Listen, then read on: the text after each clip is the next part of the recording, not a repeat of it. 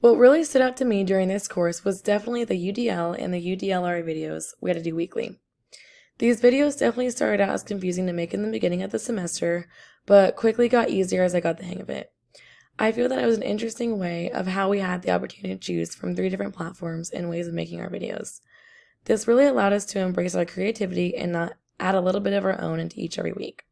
By doing these, I also feel that I've learned a lot. I was able to watch and observe videos and learn and find more things about them through the UDLAs that I was required to make.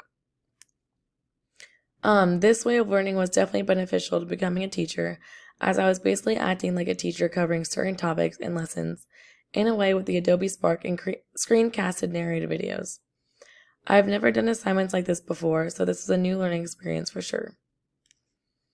Overall, I feel like every student was able to get a good grasp of what they were learning and talking about, since they had to know how exactly to answer the weekly prompt questions in order to teach and demonstrate it in some kind of video or written paper.